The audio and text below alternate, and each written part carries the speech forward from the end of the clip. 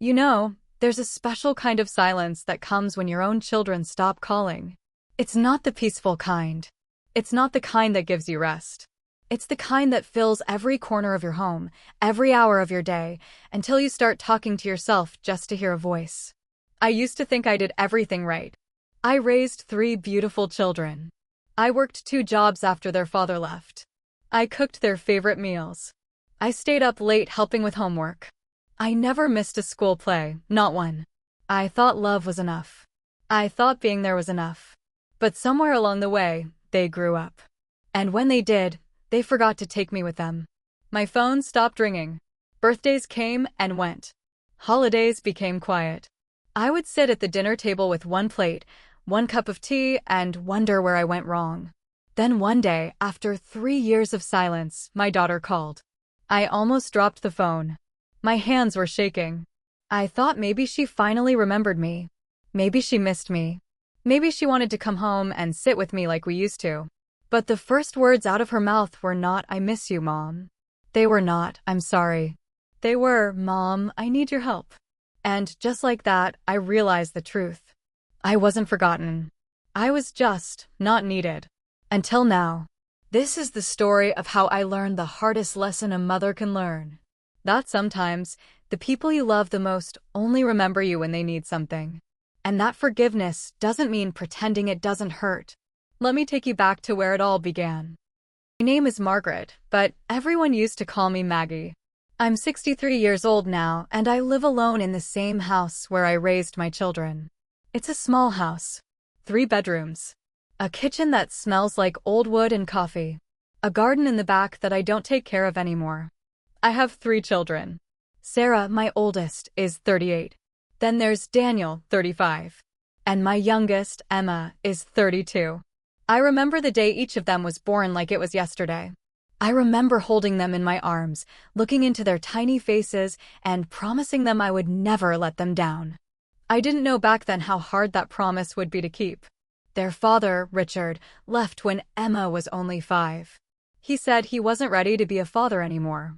He said he needed to find himself. I never heard from him again. No letters. No child support. Nothing. So I became everything. Mother and father. Provider and protector. I worked as a nurse during the day and cleaned offices at night. I was exhausted all the time, but I didn't complain. I didn't have time to complain. The kids were my world. I made sure they had everything they needed. Maybe not everything they wanted, but everything they needed. They had clean clothes. They had warm meals. They had a mother who loved them more than anything in the world. Sarah was always the responsible one. She studied hard, got good grades, and went to college on a scholarship. I was so proud of her. She became a lawyer. A successful one. She moved to the city, bought a big apartment, and started her own life. Daniel was my dreamer. He loved music. He wanted to be a musician, and I supported him even when people told me it was a waste. He played guitar in small bars for years. Eventually, he got a job teaching music at a school. He married a woman named Clara. They had 2 children. My baby was the sensitive one. She cried easily. She felt everything deeply. She studied art and design. She moved across the country for a job. She called me every week at first. Then every month. Then, not at all. I don't know when it happened. I don't know the exact moment they stopped needing me. But one day, I woke up and realized that my phone didn't ring anymore. My house was quiet. The chairs around the dinner table were empty.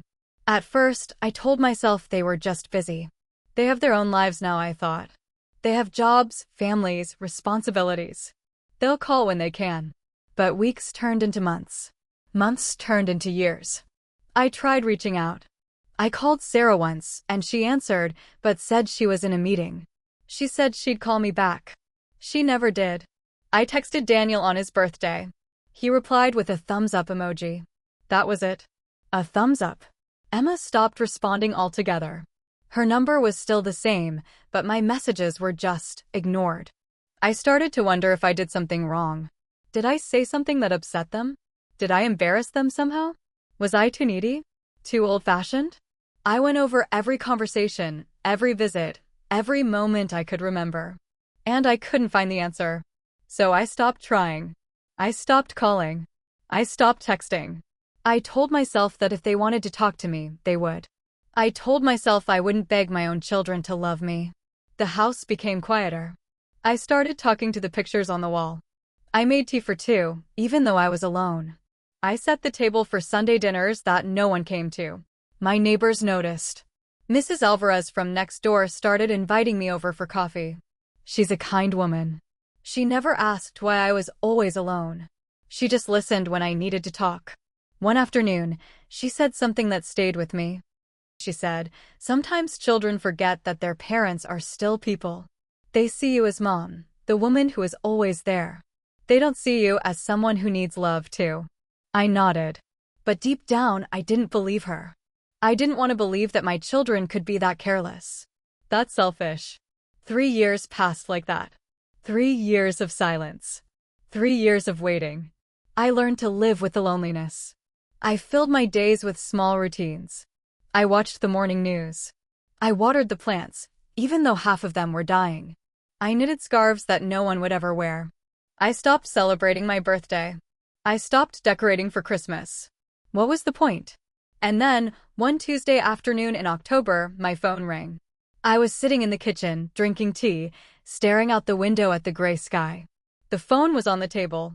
It hadn't rung in so long that I almost didn't recognize the sound. I picked it up. The screen said Sarah. My heart jumped. My hands started shaking. For a moment, I just stared at the screen, afraid that if I answered, it would stop ringing, that it wasn't real. But I answered. "Hello, Mom." Her voice. I hadn't heard it in so long. It sounded older, tired. But it was her. "Sarah," I said, and my voice cracked. "Hi, sweetheart." There was a pause. I could hear her breathing on the other end. "Mom, I need to talk to you about something. Not, I miss you. Not, how are you? Just, I need to talk to you." And that's when I knew. She didn't call because she missed me. She called because she needed something. I sat there, holding the phone, waiting for her to continue. "What is it, sweetheart?" I asked, trying to keep my voice steady. Sarah sighed. It was a long, heavy sigh. The kind that comes before bad news. "Mom, I'm going through something right now. And I don't have anyone else to turn to." My heart sank. Not because she needed help, but because of the way she said it. "I don't have anyone else." Not, "I wanted to talk to you." Not, "I trust you." Just, no one else. "What's going on?" I asked. "It's David," she said. David was her husband. They'd been married for 8 years. I'd only met him twice. Once at the wedding, and once at a birthday dinner where he barely said 2 words to me. "He's leaving me, Mom. He wants a divorce." I felt a sharp pain in my chest. Not for David. I didn't care much about him. But for my daughter. For the hurt in her voice. "Oh, Sarah," I whispered. "I'm so sorry." She started crying. Soft, quiet sobs. And for a moment, I forgot about the 3 years of silence. I forgot about the unanswered calls. I just wanted to hold my daughter. "Can I come stay with you for a while?" she asked. I didn't hesitate. "Of course. You can come home anytime." "Thank you, Mom," she said, her voice small. "I'll be there this weekend." And then she hung up. I sat there for a long time, staring at the phone. Part of me was happy. My daughter was coming home. I would see her again. But another part of me felt hollow. She didn't ask how I was. She didn't apologize for disappearing.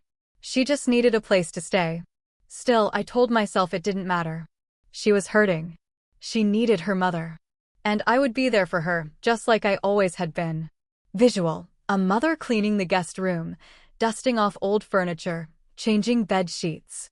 Soft light through the window. Spent the next few days preparing.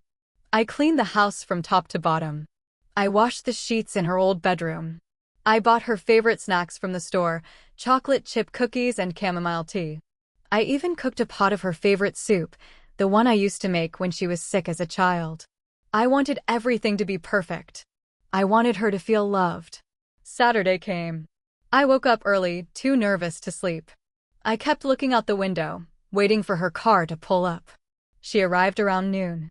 I heard the car door slam, and my heart started racing. I opened the front door before she could even knock. There she was. My Sarah. She looked older, thinner. Her eyes were red and swollen. She was wearing a wrinkled blouse and jeans, and she had 2 suitcases with her. "Hi, Mom," she said quietly. I wanted to hug her. I wanted to pull her close and tell her everything would be okay. But she just walked past me into the house, dragging her suitcases behind her. "Your room is ready," I said, following her. "I made soup. Are you hungry?" "Maybe later," she said, not looking at me. She went straight to her old bedroom and closed the door. I stood in the hallway, staring at the closed door. I didn't know what to do. So I went back to the kitchen and waited. Visual: a bowl of untouched soup on the kitchen table. The clock ticking on the wall. She stayed in her room for the rest of the day. I knocked once, around dinner time, and asked if she wanted to eat. She said no. That night, I lay in bed, staring at the ceiling. I told myself to be patient. She's hurting, I thought. Give her time. The next morning, she finally came out. She sat at the kitchen table in her pajamas, her hair messy, her face tired. I poured her a cup of coffee and set it in front of her.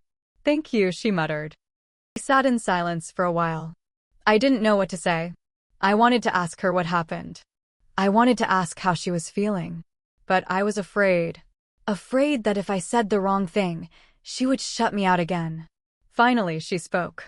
"David met someone else," she said, staring into her coffee. "A younger woman. Someone from his office." I reached across the table and touched her hand. "I'm so sorry, honey." She pulled her hand away. "I gave him everything, Mom," she said, her voice cracking. "I worked so hard. I supported him. I did everything right. And he still left." I nodded. I knew that feeling. Her father had done the same thing to me. "You did nothing wrong," I said gently. "Sometimes people make selfish choices. That's not your fault." She looked at me, and for a moment, I thought she was going to cry. But instead, she just looked away. "You don't understand," she said coldly. Those words stung.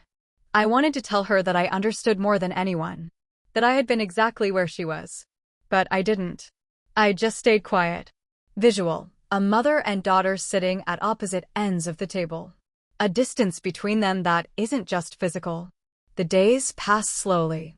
Sarah stayed in the house, but she barely spoke to me. She spent most of her time in her room, on her phone, or watching TV. I tried to give her space. I cooked her meals. I did her laundry. I asked if she wanted to go for a walk, or maybe watch a movie together. She always said no. One evening, about a week after she arrived, Daniel called. "Hey, Mom," he said. His voice sounded rushed. "I heard Sarah is staying with you." "Yes," I said. "She's going through a hard time." "Yeah, I know," he said. "Listen, I need to ask you something." My stomach tightened. "What is it?" "Sarah and I are going through some financial trouble right now. We're behind on rent. And I was wondering if you could help us out. Just for a few months. Until we get back on our feet." I closed my eyes. My son. My dreamer. He hadn't called me in 2 years. And now he was asking for money. "How much do you need?" I asked quietly. 2,000, he said quickly. "I know it's a lot, Mom. But we're really struggling. The kids need new clothes for school. And Clara's car broke down. We really need help." I thought about my savings. It wasn't much. Just a little bit I'd been putting away from my pension every month. I was saving it for emergencies. For medical bills, maybe. Or repairs on the house. But he was my son. And he needed me. "Okay," I said. "I'll send it to you." "Really?" He sounded relieved. "Thank you, Mom. Thank you so much. I'll pay you back, I promise." I'd heard that promise before. "It's okay," I said. "Just take care of your family." "I will. I love you, Mom." He hung up before I could say it back. I sent him the money the next day. I didn't tell Sarah. I didn't want her to think I was playing favorites. But 2 days later, Emma called. I almost didn't believe it. My youngest. The one who hadn't spoken to me in over 3 years. Her name lit up my screen, and I felt my hands go numb. "Emma?" I answered, my voice barely a whisper. Hi, Mom. Her voice was different. Colder. More distant. How are you, sweetheart? I asked, my heart pounding. I'm fine, she said flatly. Listen, I don't have a lot of time. I'm calling because I need a favor. There it was again. I need. What is it? I asked. I'm moving to a new apartment, she said. And I need someone to co-sign the lease. My credit isn't great, and the landlord won't approve me without a co-signer. I felt my chest tighten. Emma, I don't think I... Please, she interrupted. I wouldn't ask if I had anyone else. I really need this apartment. It's close to my job. I can't lose it. I stood there, holding the phone, feeling the weight of her words. She wouldn't ask if she had anyone else. Not because she wanted to ask me, but because she had no other choice. Okay, I said quietly. I'll do it. Thank you, she said quickly. I'll email you the paperwork. And just like that, she hung up. Visual, a mother standing in the middle of the living room, phone in hand. The house feels emptier than ever. That night, I sat at the kitchen table with a cup of tea that had gone cold. Sarah was in her room. Daniel was probably putting his kids to bed. Emma was probably packing boxes in some apartment I'd never see. And I was alone. Again. I realized something then. Something painful and true. My children didn't forget me. They just only remembered me when they needed something. The weeks dragged on. Sarah was still living in my house, sleeping in her old bedroom, eating the meals I cooked, wearing the clothes I washed. But she barely looked at me. When I tried to talk to her, she gave me one-word answers. When I asked if she wanted company, she said she preferred to be alone. I told myself to be patient. She's healing, I thought. She needs time. But deep down, I was starting to feel like a stranger in my own home. One afternoon, I was folding laundry in the living room when Sarah came out of her bedroom. She was dressed nicely for the first time in weeks. Makeup on. Hair done. She looked more like herself. I'm meeting a friend for lunch, she said, grabbing her purse. Oh, I said, trying to smile. That's nice. I'm glad you're getting out. She nodded, but didn't say anything else. She just walked toward the door. Sarah, I called after her. She stopped and turned around, her hand on the doorknob. I'm really glad you're here, I said softly. I missed you. She looked at me for a moment. Her face was unreadable. Thanks, Mom, she said. And then she left. I stood there, holding a towel in my hands, feeling the silence settle back into the house. That evening, I decided to call Daniel. I wanted to check on him, to see how he and Clara were doing, to see if the money I sent had helped. He answered on the third ring. Hey, Mom, he said. He sounded distracted. Hi, sweetheart, I said. I just wanted to see how you're doing. How are the kids? They're good, he said quickly. Listen, Mom, I'm kind of in the middle of something. Can I call you back? Oh, of course. Thanks. Talk soon. He hung up. I sat there, staring at the phone. Talk soon. But he wouldn't. I knew that now. I thought about calling Emma, but I didn't. I already knew how that conversation would go. She would be polite but distant. She would thank me for co-signing the lease, and then find a reason to get off the phone. I put the phone down and walked to the kitchen. I made myself a cup of tea and sat at the table, the same table where I used to help my children with their homework. The same table where we used to eat dinner together, laughing and talking about our days. Now it was just me. Always just me. I started to cry. Not loud, ugly crying. Just quiet tears that rolled down my cheeks and into my tea. I cried because I was tired. Tired of being the one who gave everything and received nothing. Tired of waiting for my children to love me the way I love them. Tired of pretending it didn't hurt. The next morning, something inside me shifted. Sarah came into the kitchen, poured herself coffee, and sat down without saying a word. She scrolled through her phone, not even glancing at me. I set a plate of toast in front of her. She muttered, still looking at her phone. I sat down across from her. Sarah, I said quietly. She looked up, annoyed. What? Can I ask you something? She sighed. What is it, Mom? I took a deep breath. My hands were shaking, but I needed to say it. Why did you stop calling me? She froze. Her face went blank. What do you mean? You know what I mean, I said, my voice soft but steady. For 3 years, I didn't hear from you. No calls. No texts. Nothing. And then one day you needed help, and suddenly you remembered I exist. She put her phone down. Her jaw tightened. I was busy, Mom. For 3 years. Yes, she said, her voice sharp now. I had a job. I had a marriage. I had a life. And I wasn't part of that life? She looked away. It's not like that. Then what is it like? I asked. Because from where I'm sitting, it feels like you only remember me when you need something. Her eyes flashed with anger. That's not fair. Isn't it? I said, my voice breaking. You didn't call me on my birthday. You didn't call me on Christmas. You didn't call just to say hello. But the moment your husband left, the moment you needed a place to stay, you called. She stood up, her chair scraping loudly against the floor. I can't believe you're doing this right now, she said. I'm going through a divorce, Mom. I'm falling apart. And you're making this about you. I'm not making it about me, I said, my voice trembling. I'm just asking why you forgot about me until now. I didn't forget about you, she snapped. I had my own life. I didn't think you needed me to check in all the time. I'm your mother, I said quietly. I didn't need you to check in. I just wanted to know you still cared. She stared at me, her eyes cold. You're being selfish, she said. That word hit me like a slap. I had given her everything. I had sacrificed everything. And she called me selfish. I stood up slowly. My legs felt weak. Maybe I am, I said softly. Maybe wanting to be loved by my own daughter is selfish. She grabbed her purse and headed for the door. I'm going out, she said. Sarah. The door slammed before I could finish. I stood there in the kitchen, alone again, tears streaming down my face. That night, I couldn't sleep. I lay in bed, staring at the ceiling, replaying the conversation over and over in my mind. Maybe I shouldn't have said anything. Maybe I should have just stayed quiet and let her stay as long as she needed.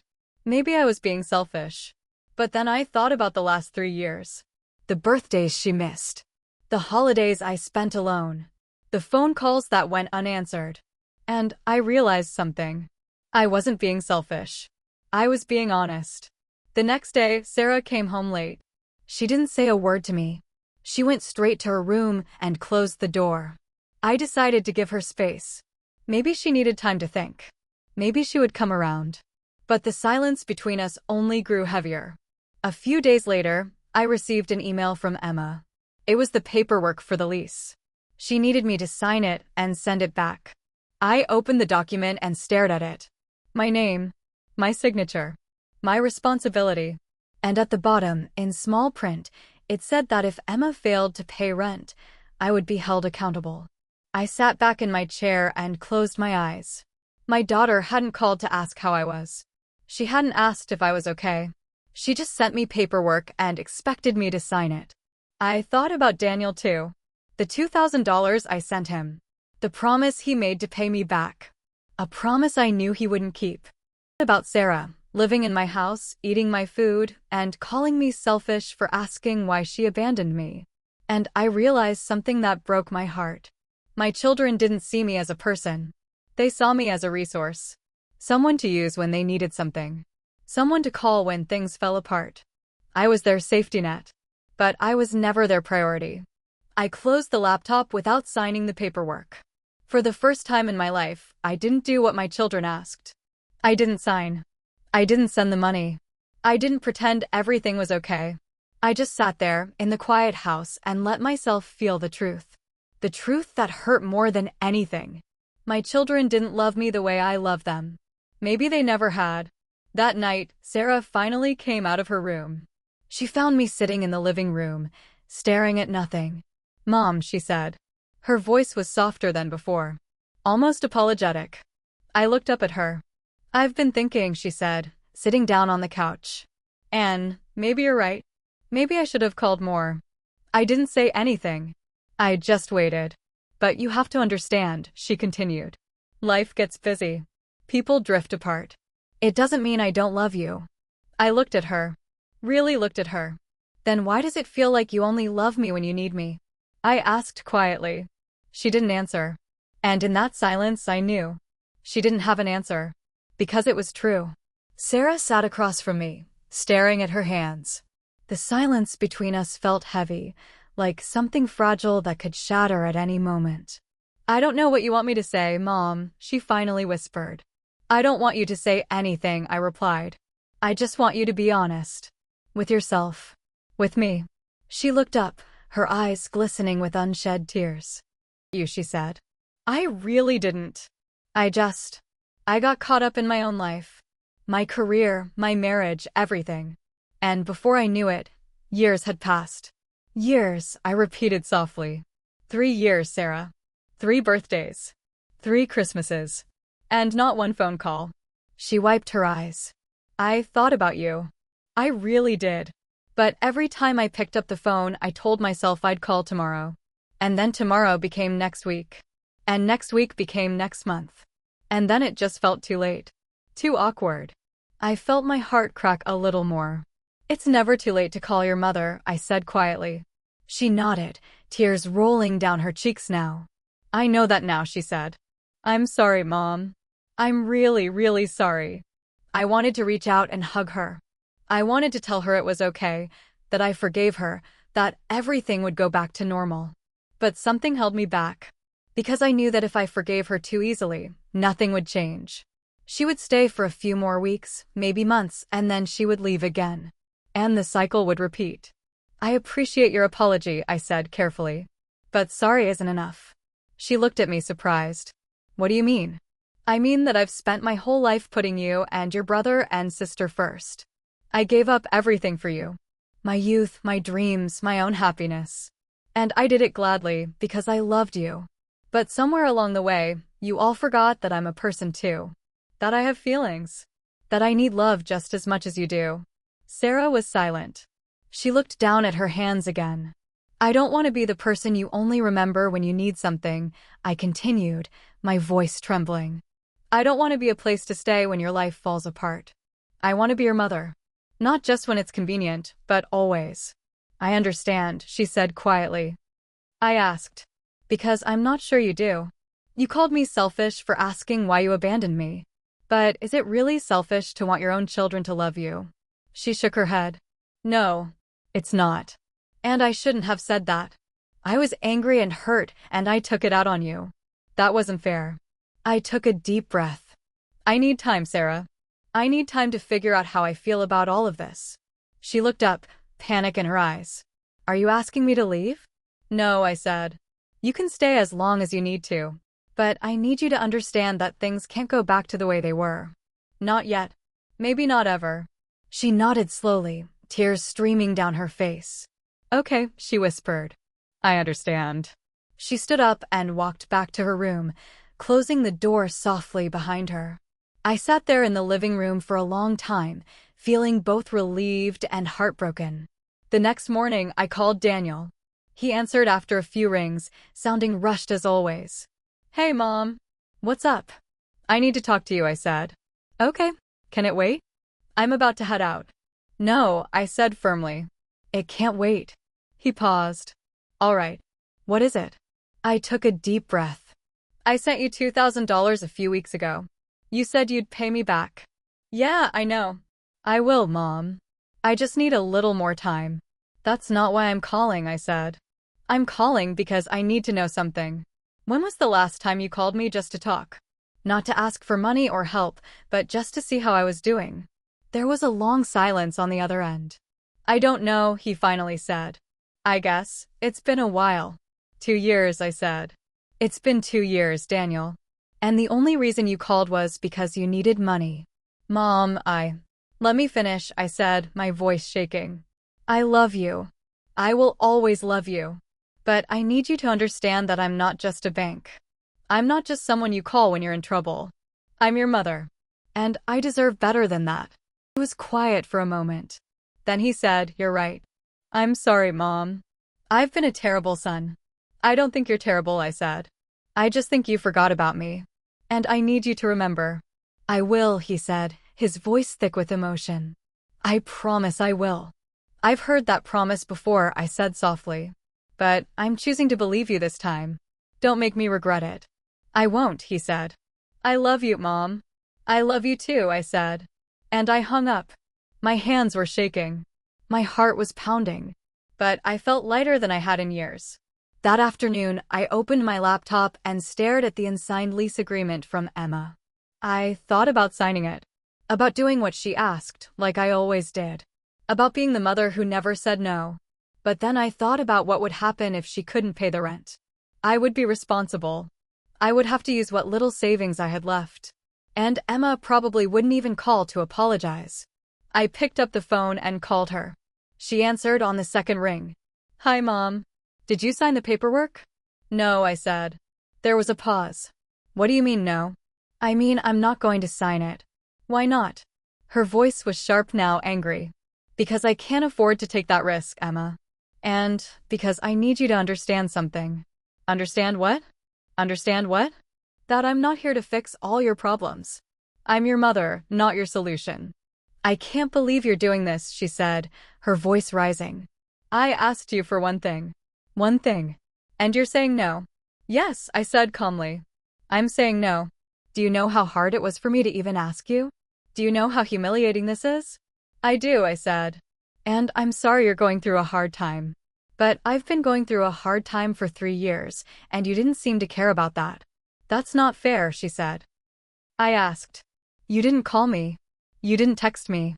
You didn't even send me a card on my birthday. And now you expect me to put my financial security on the line for you. She was silent. I love you, Emma, I continued. But I can't keep sacrificing myself for children who don't even think about me unless they need something. So that's it, she said coldly. You're just going to abandon me? I'm not abandoning you, I said. I'm teaching you that you can't only show up when it's convenient. That's not how love works. She hung up on me. I sat there, staring at the phone, feeling the sting of her words. But I didn't cry. I didn't regret what I said. Because I meant every word. Over the next few weeks, something changed in the house. Sarah started coming out of her room more. She started helping with dinner. She started asking me how my day was. And sometimes, we even sat together and watched TV, not saying much, but being together. One evening, she looked at me and said, I'm looking for my own place. My heart sank a little. Oh, not because I'm angry, she quickly added, but because I think it's time. I've been leaning on you too much. I need to stand on my own again. I nodded. I think that's a good idea. But I want to keep in touch this time, she said. Really keep in touch. Not just when I need something. I looked at her, searching her face for sincerity. I'd like that, I said softly. She reached across the table and took my hand. I'm going to do better, Mom. I promise. And this time, I believed her. Daniel called a week later. Not to ask for money. Just to talk. He told me about his kids, about his job, about a song he was working on. We talked for almost an hour. Before he hung up, he said, I'm going to call you every week, Mom. I mean it. I hope you do, I said. I will, he said. I love you. I love you too. Emma didn't call. And I didn't chase her. I knew she needed time to process what I said. Maybe she would come around. Maybe she wouldn't. But I couldn't control that. All I could control was how much of myself I was willing to give. And I had finally learned that loving someone doesn't mean letting them take everything from you. One quiet evening, I sat in my living room with a cup of tea, looking at the photos on the wall. My children, smiling and young.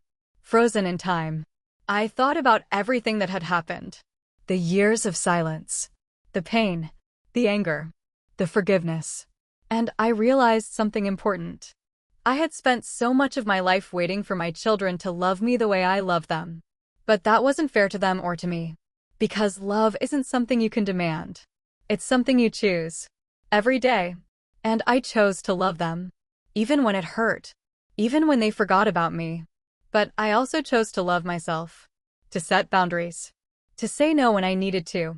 And that was the hardest lesson of all. It's been 6 months since that difficult conversation with Sarah. 6 months since I told my children the truth. 6 months since I stopped being the mother who gave everything and asked for nothing in return. And you know what?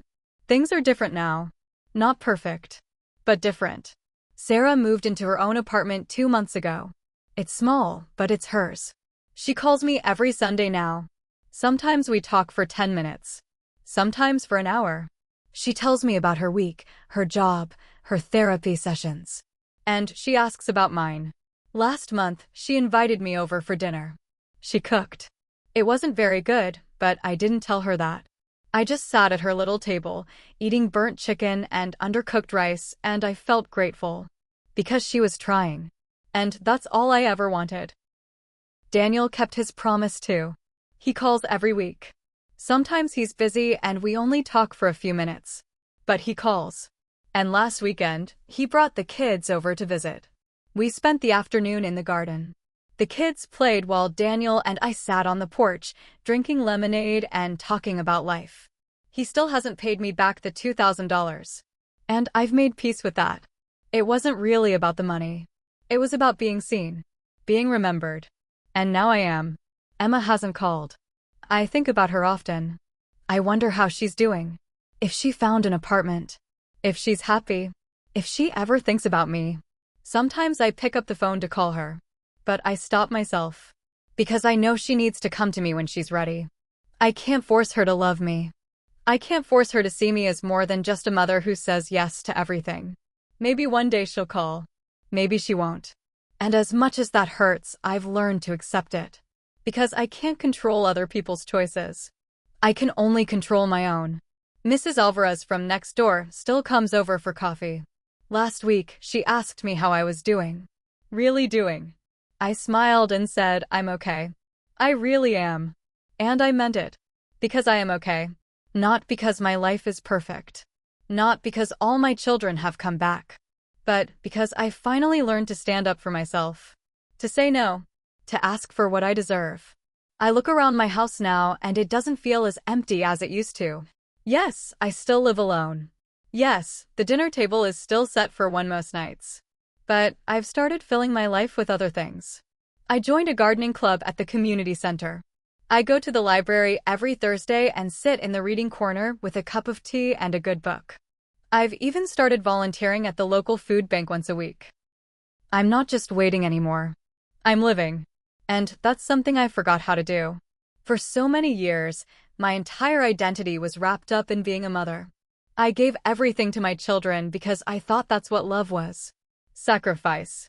Selflessness. Always putting them first. But I've learned that love isn't just about giving. It's also about boundaries. It's about teaching people how to treat you. It's about knowing your worth. I wish I had learned that lesson sooner. I wish I had spoken up years ago, before the silence became so long and so heavy. But I can't change the past. I can only move forward. And that's what I'm doing. One day at a time. Sometimes, late at night, I still feel the loneliness. I still wish all 3 of my children would call. I still wish we could sit around the dinner table like we used to, laughing and talking and being a family. But I've also learned that family isn't just about blood. It's about who shows up, who makes an effort, who chooses you, even when it's hard. And I'm learning to be okay with the family I have now, even if it's smaller than I hoped, even if it's not what I imagined. Last week, Sarah sent me a text. It was simple. Just 3 words. I love you. I stared at those words for a long time. And then I wrote back, I love you too. And I realized something. Those words meant more to me now than they ever had before. Because they weren't empty. They weren't automatic. They were real. If you're reading this or listening to this story, and you feel the same way I did, forgotten, taken for granted, used only when convenient, I want you to know something. You are not selfish for wanting to be loved. You are not wrong for setting boundaries. You are not a bad parent for saying no. You are a person. And you deserve to be treated like one. It's not too late to speak up.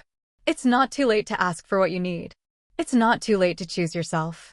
Because at the end of the day, the only person who will always be there for you is you. And that's not sad. That's powerful.